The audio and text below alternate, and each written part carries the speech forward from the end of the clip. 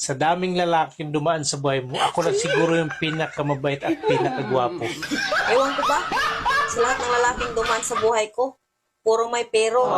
Anong pero? Yung iba, mahal ko at gwapo. Pero, babaero at mayabang. Tapos ikaw naman, pinakasalan ko kasi mabait at gwapo. So anong problema? Nandito na sa akin lahat ng hinahanap mo.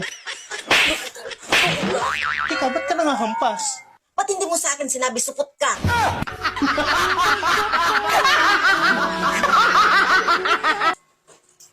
Oh, saan ka galing? Tinignan ko lang yung alaga kong mga manok sa labas. Ha? Pagising mo sa umaga, manok na agad ang naisip mong himasin? Hindi nga pumasok sa isip mo na himasin ako eh. Kaya nga ako nag-asawa para may tagahimas eh. Siyempre, ang manok, pang derby kasi yan. Kaya kailangan niyang himasin at alagaan para manalo.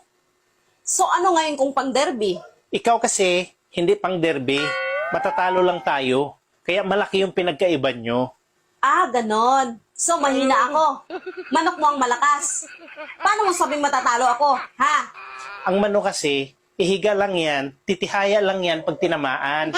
Ikaw naman, bago mag-umpisa yung laban, hindi ka pa tinamaan, nakatihaya na. Bago mag-umpisa yung laban, talo na agad. Tapos nakataas pa yung dalawang paa mo. Walang kalaban-laban. Nagtaka lang talaga ako sa'yo eh. Matagal ko nang niisip to.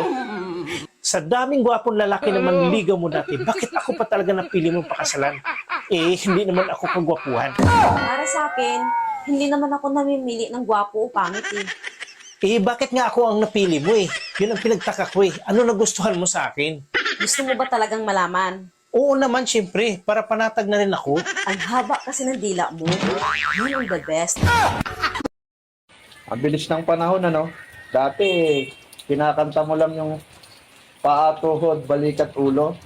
Pero ngayon, pinapahilot mo na. Hoy lalaki, may kasalanan ka pa sa akin. Hindi mo man lang ako sinusuyo. Hindi mo man lang ako nilalambing. Hindi ka man lang mag-sorry sa akin. O sige, halika. Saan tayo pupunta?